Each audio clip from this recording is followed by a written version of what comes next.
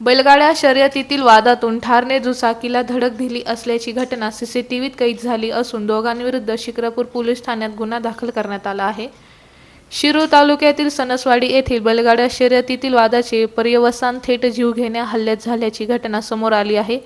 महिंद्रा थार वाहनाने दुचाकीला धडक देऊन दोघांना गंभीर जखमी केल्याप्रकरणी शिक्रापूर पोलिसांनी संतोष मडकर आणि प्रज्वल मडकर राहणार वडकी तालुका हवेली यांच्याविरुद्ध गुन्हा दाखल केला आहे।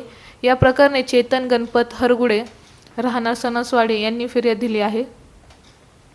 पोलिसांनी दिलेल्या माहितीनुसार 10 जुलै रोजी सोलापूर जिल्ह्यातील माळशिरस येथे झालेल्या बैलगाड्या शर्यतीदरम्यान चेतन हरगुडे यांच्या बैलगाड्यांबाबत संतोष मोडकर यांनी आक्षेपार्ह वक्तव्य केल्याचा आरोप आहे।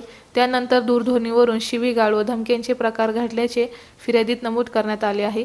12 जुलै रोजी चेतन हरगुडे हे त्यांचे चुलत भाऊ अथर्व हरगुडे यांच्यासह दुचाकीवरून घरी परतत असताना सणसवाडी येथील डोंगरवस्ती चौकात समोरून आलेल्या विना नोंदणी क्रमांकाच्या महिंद्रा थारने त्यांच्या दुचाकीला धडक दिल्याचा आरोप आहे। या धडकेत दोघे गंभीर जखमी झाले असून त्यांच्यावर वाघोली येथील रुग्णालयात उपचार सुरू आहेत। बैलगाड्या शर्यतीतील वादातून हा प्रकार घडल्याचा आरोप फिर्यादीने केला असून शिक्रापूर पोलीस या प्रकरणाचा अधिक तपास करीत आहे।